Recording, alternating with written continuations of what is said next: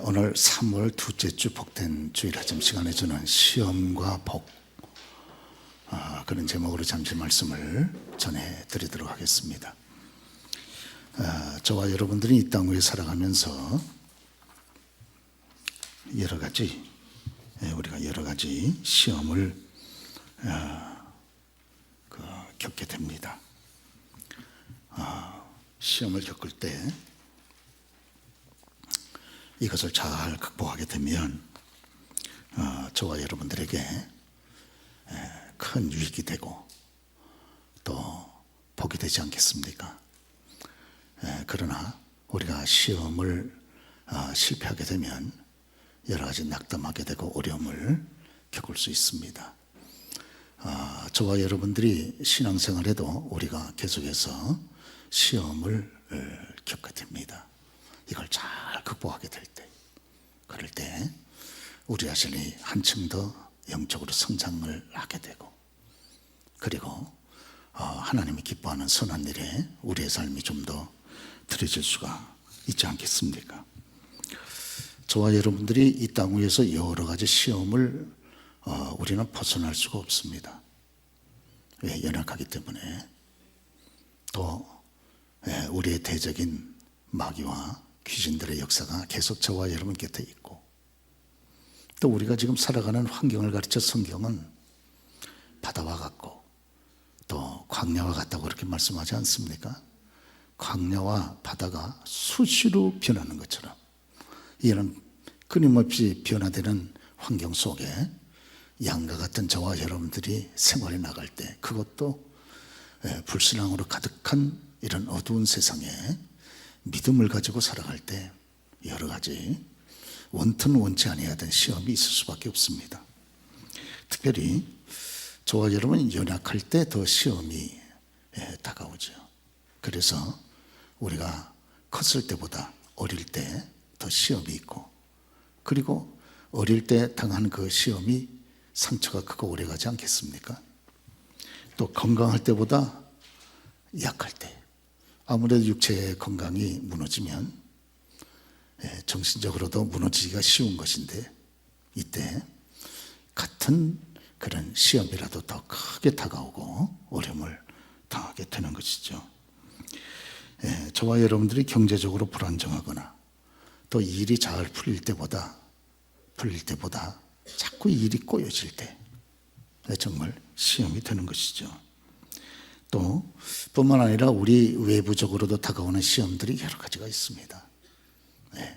그래서 자연을 통해서 다가오는 여러 가지 시험들이 있지 않습니까? 화재나 수재나 물 때문에 또 다가오는 시험도 있고, 또 원치 아니하지만 전쟁을 통해서 다가오는 이런 어려움도 있고, 또 정치적으로도 권력에 의해서 우리가 받게 되는 어려움도 있지 않겠습니까? 또 특별히 가장 아픈 것 가운데 하나가 가정불화, 부자지간이나 부부지간에 이 다가오는 이런 어려움들은 정말 우리들에게 여러분 큰 상처가 되는 것이죠. 또 신앙적으로 잘못되었기 때문에 당하는 어려움들도 있다 하는 것입니다. 이런 것들 인정을 안 할 수 없습니다. 특별히 그 신자가 시험에 들어가게 되는 통로는 자기 자신이 자기 자신에게 시험이 됩니다. 그래서 스스로가 이렇게 실망하거나 자기 자신에게 실망하는 거죠. 또 낙담하거나 또 절망하거나 그렇게 되는 경우가 있지 않습니까? 이렇게 되니까 우울증에 빠지게 되고, 그리고 이것이 지속이 되니까 자포자기, 또 무서운 결과로까지 연결되는 그런 일들이 있을 수 있다는 것이죠. 그래서 사도 바울께서 성령의 감동 가운데 갈라디아 6장에 말씀하지 않습니까? 선을 행하다가 낙심하지 마라. 낙심하지 말라는 거예요. 낙심만큼 무서운 그런 일들이 없는 것이니까 특별히 낙심을 조심을 하고 이렇게 말씀을 합니다. 우리가 주님을 열심으로 섬기다가 주의 일을 열심으로 하다가 딱 낙심이 부딪혀 들어오면 이게 아주 큰 문제가 되지 않습니까?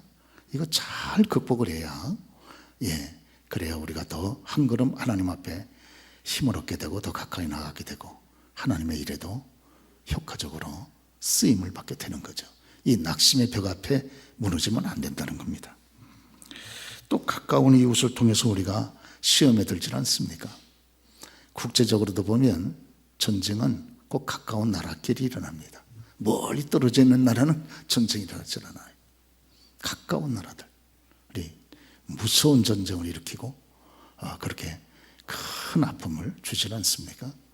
마찬가지로 오늘 성도님들의 시험도 멀리 있는 사람 통해 일어나지 않습니다.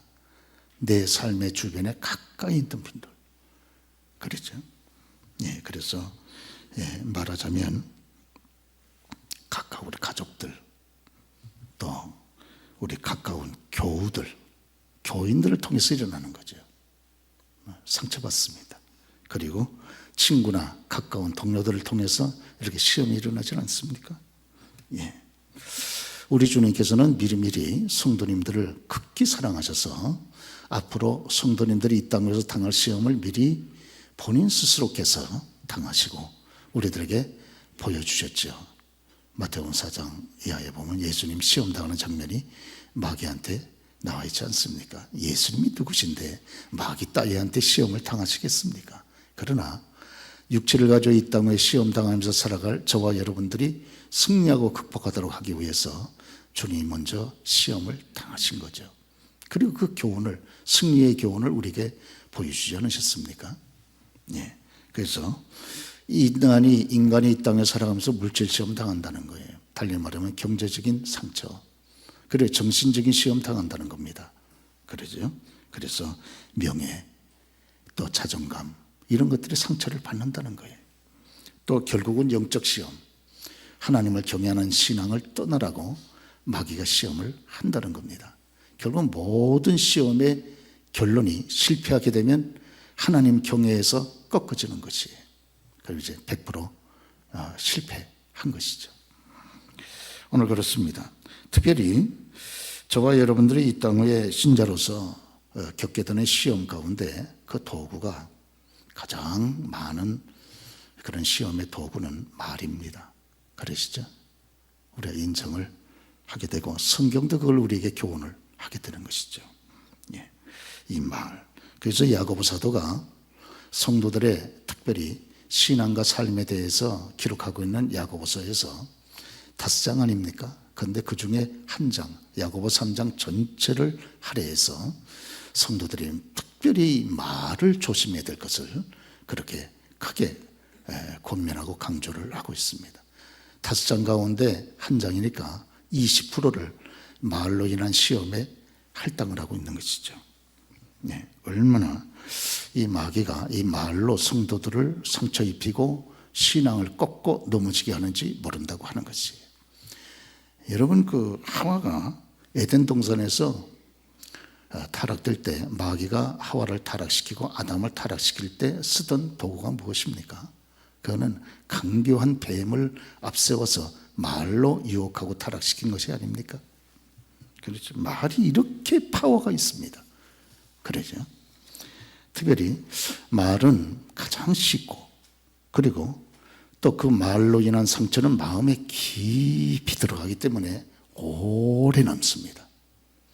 그러니까 아주 파급력이, 굉장히 파괴력이 큰 것이죠. 그래서 야고보서 3장 5절에 예루살렘 초대교회 목사이셨던, 감독이셨던 야고보 사도는 이 사실을 너무 잘 알기 때문에, 너무 오랫동안 목회를 하면서 이 사실을 성도들의 삶 속에서 체험하셨기 때문에 야고보서를 기록할 때 야고보 3장 5절에 말씀하기를 이와 같이 혀도 작은 지체로 돼 큰 것을 자랑하도다 그랬습니다. 혀의 영향력이 그렇게 크다는 거예요. 그러면서 보라, 얼마나 작은 불이 얼마나 많은 나무를 태우는가. 혀는 곧 불이요, 그리고 불의의 세계라. 혀는 우리 지체 중에서 온몸을 더럽히고 삶의 인생 전체의 수레바퀴를 불태우나니 그 불은 지옥불에서 나느니라 그랬습니다. 막 삶 전체를 막 태우는데 그 불이 지옥에서 여러분 나오는 불과 같다는 거예요. 혀는 능히 길들일 사람이 없나니 쉬지 아니하는 악이요 죽이는 독이 가득한 것이라 그랬습니다. 그렇죠. 그러니까 이 혀를 저와 여러분들이 잘 관리하지 않으면 이게 정말 신앙생활 전체가 본인도 실패하고 남도 실패하게 할 수 있다고 하는 것을 우리에게 보여주는 것이 아니겠습니까? 그러므로 저와 여러분들은 말과 관계돼서 나도 승리하고 남도 여러분 유익을 끼치기 위해서 특별히 이 말과 관계돼서 몇 가지 기도할 필요가 있습니다. 첫째, 시편 141편 3절의 말씀 그대로 내 입술에 파수꾼을 세워주시고 내 입술의 문을 지켜주셔서 우리 기도 제목이 되어야 됩니다. 그리고 두 번째는 잠언서 15장 23절의 말씀 그대로 때에 적합한 말을 하게 하소서. 예. 잠언서 25장 11절 말씀 보면 경우에 합당한 말은 은쟁반의 금사건이라 그랬습니다. 예. 참 그 말이 그 경우에 딱 맞는 말인 거죠. 그럴 때 빛나는 은쟁반의 금사와 같이 그렇게 조화를 이루고 아름답게 여러분 유익을 준다 그 말이 아니겠습니까? 그리고 특별히 저와 여러분들이 성경 보면 우리가 화날 때 극히 분노할 때 하는 말을 조심해야 된다 이렇게 말씀을 합니다. 잠언서 15장 1절에서 2절 말씀 보면 유순한 대답은 분노를 시게 하여도 참 말이 부드러운 사람들은 타오르는 분노를 잠재우는 거죠. 그렇죠. 그러나 과격한 말은 노를 격동하느니라 그랬습니다. 말이 너무 과격하니까 혈기가 포함된 과격한 말은 오히려 듣는 상대방의 마음의 분노를 격동시키는 거죠. 그렇죠. 지혜의 임금이라고 하는 솔로몬이 성령에 충만할 때 지었던 그의 인생 중반 잠언서에서 이렇게 기록이 되어 있습니다. 특별히 우리가 사무엘상 25장에 보면 그 이스라엘 마온 지역에서 큰 목장을 하고 있었던 나발이라는 사람이 있지 않았습니까? 그런데 나발은 자기 목장에서 다윗한테 은혜를 많이 받았습니다. 왜? 다윗의 부하들이 마온의 목장을 지켜줬거든요. 그런데 이 마온이 다윗의 부하들과 다윗이 참 어려울 때 여기저기 정처없이 돌아다니고 약해있고 어려울 때 다윗이 그 부하들을 보내어서 자기가 은혜를 베풀어줬던 나발에게 도움을 얻자고 보내지 않았습니까? 그럴 때 이 나발이 다윗을 무시했어요. 그리고 뿐만 아니라 다윗의 은혜를 배신으로 그렇게 갚았습니다. 그럴 때 다윗이 분노가 머리끝까지 찼습니다. 그래서 자기의 영명한 부하들 400명을 일어나라 그러고 칼을 쳐라 그랬습니다. 그리고선 가면서 결심을 했습니다. 이때 다윗이 20대죠. 20대 후반 아닙니까? 내가 나발과 그리고 그에게 소속된 모든 남자를 싹 죽이지 않으면 하나님이 내게 벌 위에 벌 주기를 바란다고 달려가는 거예요. 분을 여러분 가득 찼어. 그러죠? 이 나발이 결정적인 말실수, 돌이킬 수 없는 말실수를 한 거예요. 여러분 말 조심해야 됩니다. 말 때문에 이게 돌이킬 수 없는 큰 비극을 우리가 초래할 수 있다는 것을 성경에서 우리가 보지 않습니까? 그러므로 평소에 기도의 말을 많이 하는 것이 귀합니다. 그러죠? 기도의 말을 많이 해서 그럴 때 나 자신을 절제하고 다스릴 수 있는 힘을 얻게 되잖아요, 우리가.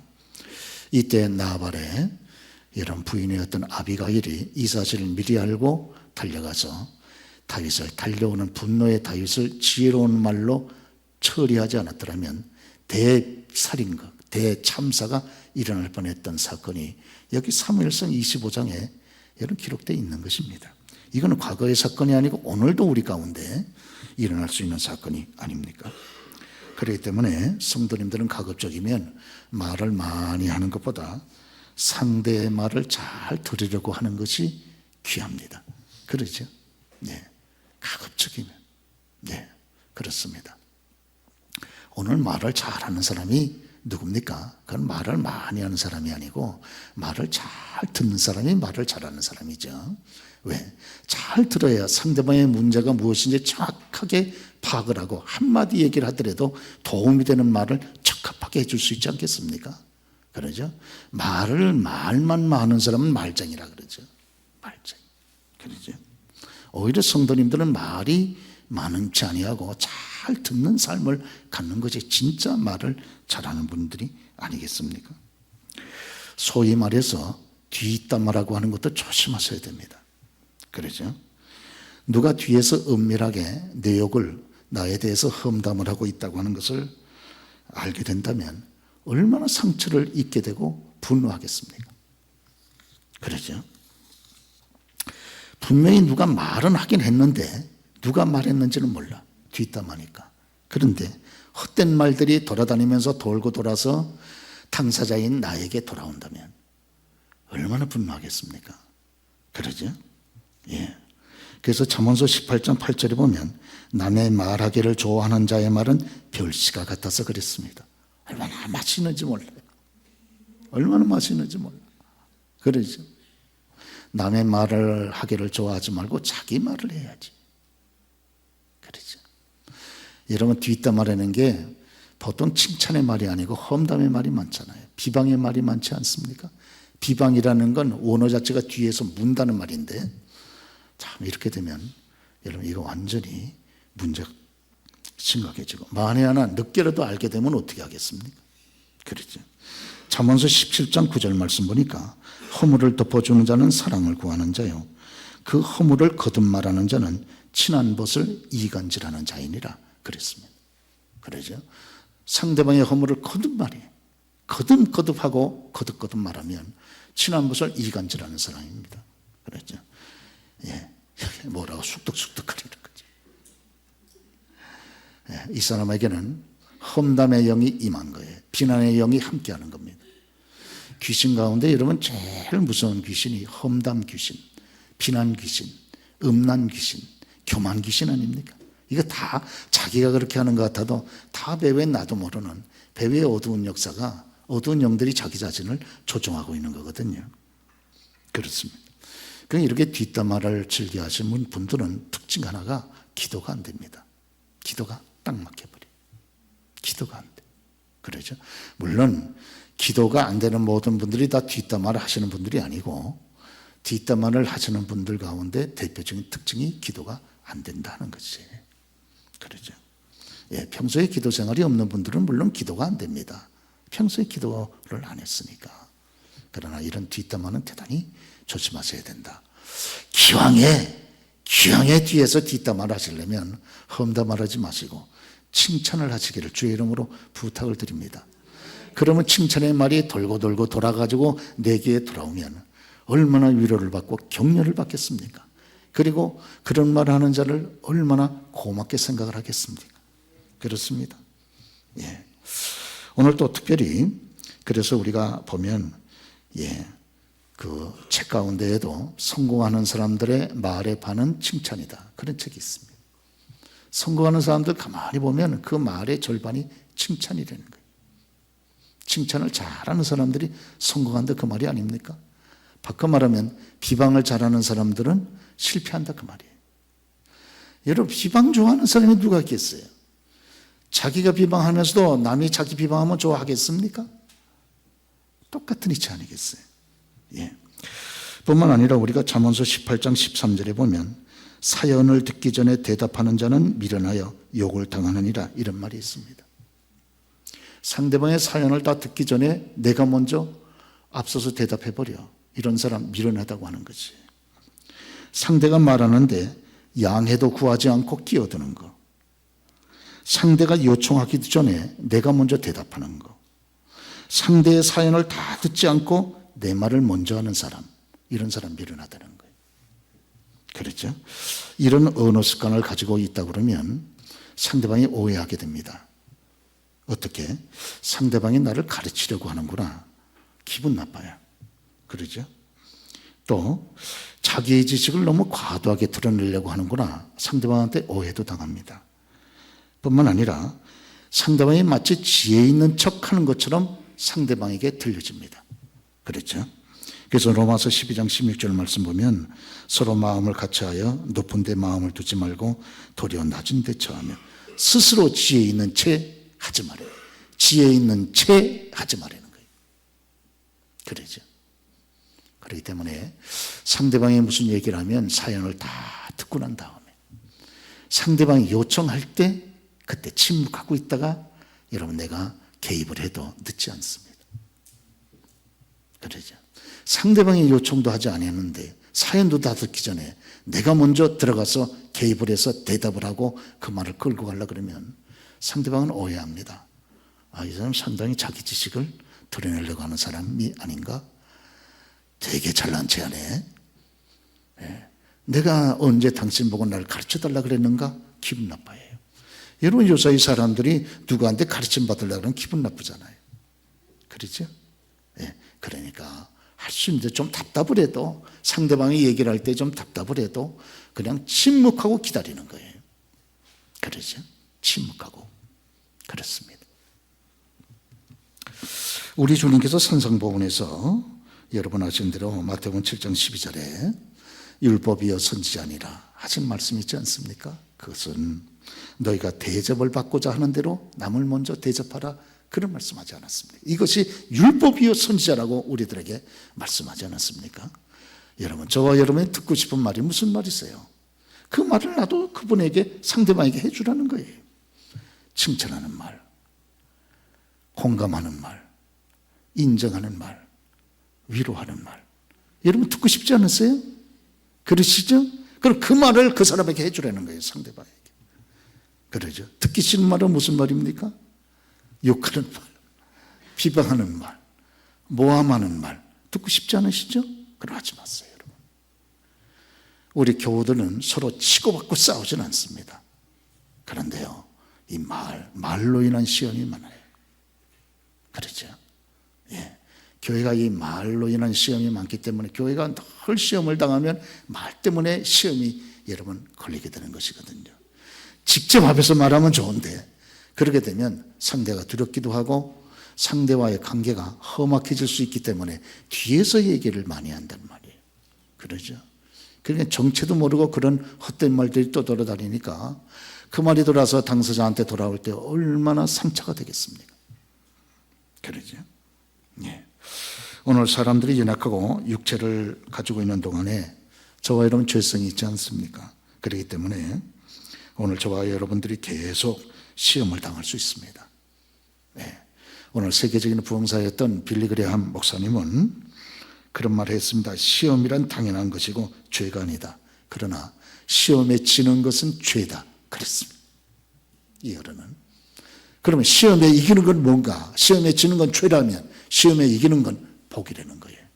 그래서 저와 여러분은 많은 시험 가운데 특별히 말의 시험에 우리가 잘 대응을 하고 극복을 하고 승리해서 하나님이 마련하신 놀라운 축복을 우리의 것으로 누릴 수 있는 저와 여러분 다 되시길 주의로 축원합니다. 오늘 그렇다 그러면 이와 같은 성도가 여러 가지 시험을 당할 때 오늘 여기 야고보 사도는 뭐이라고 우리들에게 여러분 권면을 하고 있습니까? 특별히 오늘 본문의 말씀을 보면 흩어져 있는 많은 이렇게 유대인들을 향해서 오늘 이 야고보서를 쓰고 있거든요. 그래서 흩어져 있는 나그네 된 유대인들이 이 야고보서의 대상입니다. 그렇죠? 오늘 흩어져 있으면 고난이 많지 않겠습니까? 흩어져 사는 분들이니까. 근데 특별히 이 야고보서가 이 대상으로 쓰고 있는 흩어져 사는 유대인들은 구원의 간격을 잃어버린 형식적인 그런 신앙인들이 많았어요. 그래서 이분들은 아는 건 많으니까 말은 많아. 그런데 문제는 행함이 없어요. 그래서 야고보서의 주된 주제가 여러분 행함이 아닙니까? 그래서 이 야고보 사도는 심지어 말하기를 행함이 없는 믿음은 죽은 믿음이라 그렇게까지 강조를 하지 않습니까? 그러죠? 오늘 여러분 우리가 예수 믿은 연수는 오래됐는데 그에 걸맞는 하나님의 은혜, 주님의 사랑이 우리 마음속에 우리를 다스리고 지배하지 못한다면 우리가 조금 긴장해서 나 자신을 살피면서 주의 은혜를 회복하는 일에 저와 여러분들이 주력하는 우리가 더욱 되어야 할 줄로 그렇게 믿습니다. 그러죠? 잘못하면 형식만 남고 껍데기만 남고 생명을 잃어버린 사람과 같아질 수 있다 그 말이에요. 그러니까 사도 야고보 사도가 볼 때 너무 안타깝고 답답하니까 야고보서를 쓴 거예요. 그래서 여러분 행함이 없는 믿음은 죽은 믿음입니다. 그런 걸 다시 행함을 찾아야 됩니다. 하나님의 은혜 가운데. 그래서 여러분의 심령 가운데 잃어버린 하나님의 은혜, 그 사랑을 회복하십시오. 그것이 야고보서의 주된 흐름이거든요. 그렇습니다. 그러면 시험을 당할 때 성도의 바른 모습은 어떠한 것입니까? 야고보 사도가 말씀하기를 무엇보다 온전히 기쁘게 여기라 그랬습니다. 온전히 기쁘게 여기라 그러죠. 야고보서 1장 2절 말씀 보면 네 형제들아 너희가 여러 가지 시험을 당하거든 온전히 기쁘게 여기라 그렇게 말씀을 하고 있습니다. 시험이라고 하는 것은 자기 자신이 감당하기가 어렵고 벅차니까 시험이 아닙니까? 그거 뭐 넉넉하게 우리가 정말 안정감을 가지고 극복해낼 수 있다면 시험이 아닌 거죠. 이게 본인 자신이 벅차고 힘들고 감당하기가 어려우니까 이게 시험이 되는 것이 아니겠어요? 그런데 야고보 사도가 이런 시험을 만날 때 오히려 온전히 기쁘게 여기라고 말씀을 하는 거예요. 우리가 전혀 예상하지 못했던 말씀을 하고 있지를 않습니까? 왜 그렇습니까? 그것은 아버지 하나님이 시험을 당할 그때에도 우리와 더불어 함께 하신다는 거예요. 믿기를 바랍니다. 오늘 여러분 우리가 마태복음 10장 30절 말씀 보면 너희에게는 머리털까지 다 세신 바 되었나니 두려워하지 말라. 너희는 많은 참새보다 귀하니라. 저와 여러분들은 우리의 머리카락 하나까지 다 세고 계신다는 거예요, 하나님이. 그러니까 우리에게 다가오는 시험이나 어려움에 대해서 하나님 모르시겠습니까? 다 하나님의 섭리와 깊은 계획과 선한 뜻 가운데 저와 여러분들에게 그 시험을 허락하셨다는 거거든요. 그렇다면 하나님께서 선한 뜻 가운데 허락하셨다 그러면 반드시 그 결말은 복이 아니겠는가? 그렇게 생각을 하고 우리가 믿음으로 기뻐해야 된다고 하는 거지. 슬퍼하지 말라는 거예요. 그러죠. 마치 하나님도 없는 영적인 고아처럼 그렇게 당황하고 슬퍼하고 그렇게 방황하지 말라고 하는 겁니다. 온전히 기쁘게 여기라. 왜? 시험을 당할 때 평안할 때도 함께 하신 그 하나님이 아버지 되신 그 하나님, 저와 여러분을 위해서라면 자신의 외아들 독생자까지도 아낌없이 포기하고 희생해서 내어주신 사랑의 하나님이 그때에도 우리와 더불어 함께 하신다는 거예요. 여러분 어머니가 아들들이 건강하고 평안하고 잘 될 때도 함께 하지만 오히려 우리의 자녀가 힘들고 병들고 어려울 때 더 마음을 쓰고 가까이 하고 여러분 접근하고 도와주는 것이 아닙니까? 하물며 하나님이 그러지 않겠어요? 그러시죠? 네, 그렇습니다. 그래서 우리가 마태복음 7장 우리가 말씀 보면 악한 아비라도 자식에게 좋은 것을 줄 알거든. 하물며 하나님께서 사랑하는 자녀에게 좋은 것을 주시지 않겠느냐? 그러지 않았겠습니까? 여러분 유영철 아시죠? 연쇄살인범. 가장 힘없고 연약한 주로 여성들을 20명이나 죽였던 아주 정말 극악무도한 악한 그런 살인범이죠. 연쇄살인범. 벌써 사형당해가지고 벌써 죽어 지옥 갈 인간이 아직도 살아있습니다. 왜? 저희 나라가 사형을 거반 폐지했기 때문에 그런 거예요. 제도의 혜택을 아주 극최대로 누리고 있는 사람이 유영철입니다. 유영철이가 많은 사람 죽였거든요. 그것도 힘없고 연약한 여성들을 대상으로 해서 자기가 감옥에 있을 때 자기 아내가 자기한테 이혼 신청을 했습니다. 그러니까 분노가 머리끝까지 찬 거예요. 그렇죠? 누구보다 먼저 자기 아내, 이혼 신청한 자기 아내를 죽이고 싶었어요. 그런데요, 안 죽였습니다. 왜? 유영철이한테는 어린 아들이 있었거든요. 어린 아들. 어린 아들에게는 어머니가 필요하다는 거예요. 자, 여러분, 악한 아비라도요, 자기 자식한테는 좋은 걸 줄 압니다. 그렇죠. 하물며 하나님께서 저와 여러분 곁에 함께 하지 않겠습니까? 여러분, 저와 여러분이 병들 때 함께 괴로워하지 않겠어요? 우리가 낙심하여 울 때 우리 주님 함께 곁에서 위로하시면서 울지 않겠습니까? 우리 아버지, 나를 위해서라면 가장 소중한 자기의 외아들까지라도 아끼지 아니하셨던 그 하나님이 우리와 더불어 함께하지 않겠느냐 그 말이에요. 그런 걸 온전히 기뻐할 수 있다 그 말입니다. 하나님은 우리의 머리카락까지 세시고 공주에 날아가는 참새 한 마리도 하나님의 허락이 아니면 떨어지지 않는다 그랬는데, 하나님의 자녀되는 하나님의 백성들이 시험과 어려움 가운데 낙담하도록 하나님이 그대로 허락하고 내버려 두시겠냐 그 말이에요. 그러죠? 아닙니다, 여러분. 하나님은 함께 하세요. 믿기를 주여로 축원합니다. 그러죠? 하나님은 저와 여러분이 힘들 때 고개 돌리고 등 돌리고 계실 그런 하나님이 아니세요. 그러죠? 그런 거로 오늘 저와 여러분들이 시험이 있고 어려움이 있을 때에 우리가 여러분 하나님께서 우리를 도우실 여러분 하나님의 위대한 사랑의 손을 미리 바라보면서 감사하고 기뻐하는 것이 아니겠습니까? 그래서 시편 30편 4절에 또 여호와를 기뻐하라. 함께 읽어보겠습니다. 또 여호와를 기뻐하라. 저가 내 마음의 소원을 이루어 주시리로다. 내 길을 여호와께 맡기라.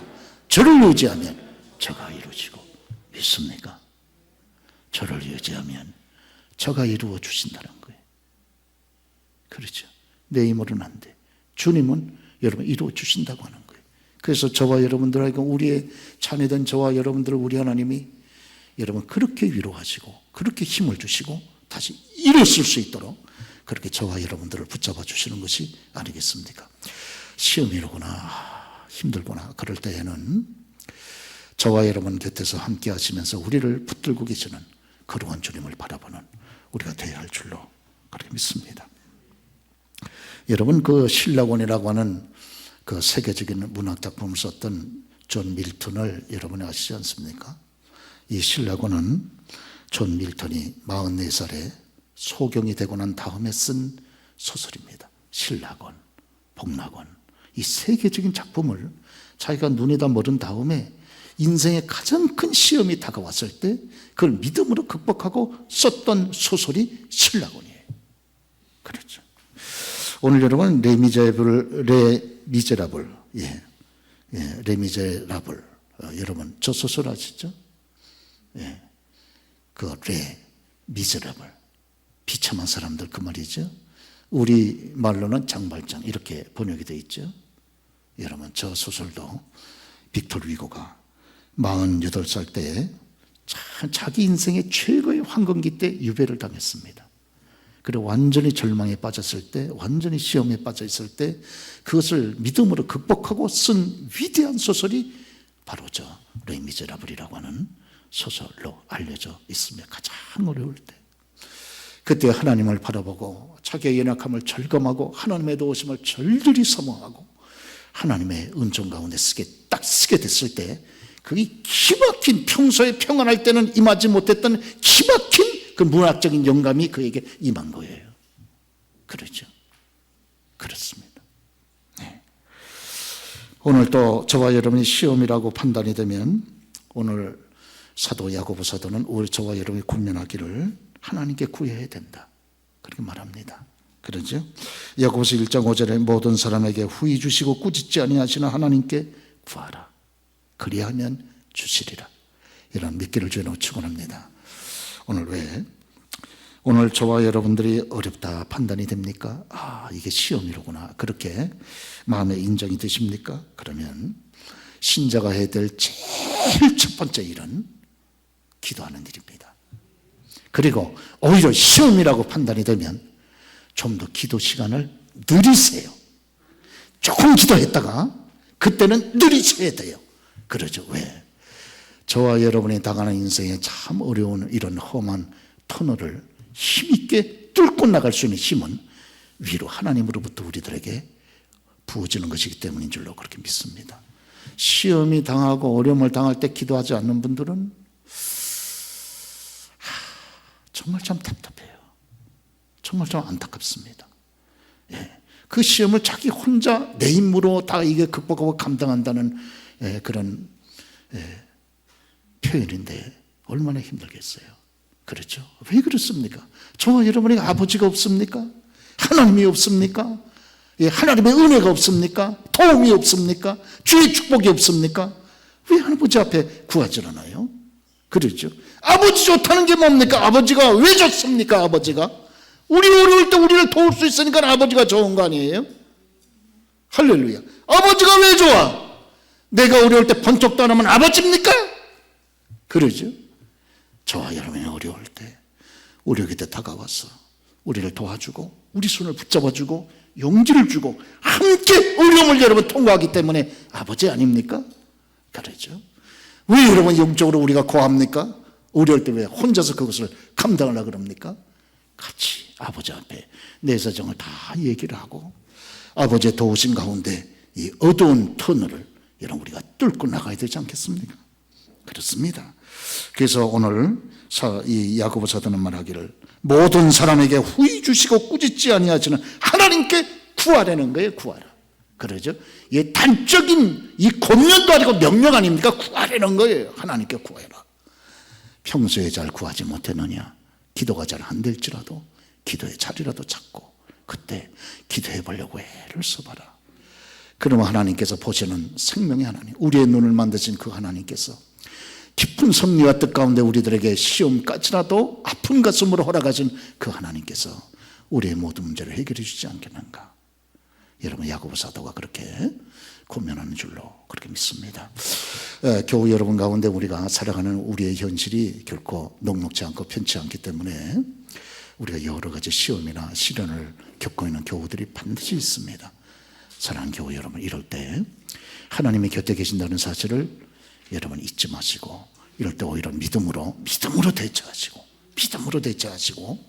오히려 이럴 때 주께서 나를 기도와 시험을 통해서 더 시험과 시련을 통해서 더 기도의 자리로 나를 부르시는구나 이렇게 생각하시고 더 여러분 교회를 찾으시고 더 기도해 보려고 애를 쓸 때 오히려 그 시험이 변하여 찬송이 되고 오히려 큰 감사의 제목으로 변화가 될 줄로 그렇게 믿습니다. 주의 충만한 은혜가 저와 여러분이 함께 하시기를 주의 이름으로 축원합니다.